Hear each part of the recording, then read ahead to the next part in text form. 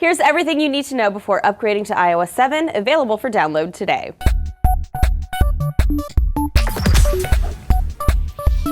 iOS 7 drops today for Apple users, so you can go download it now on most iPhones, iPods, or iPads. iOS 7 is the biggest change to its mobile game ever, according to Apple, and there's a number of revamps worth mentioning. You'll see many of your settings in a new control panel accessible in a pull-up menu, enhanced multitasking, a redesigned camera app with filters and automatic categorizing of photos, new Safari, smarter Siri, iTunes Radio, and so much more. Oh, and all the pretty colors.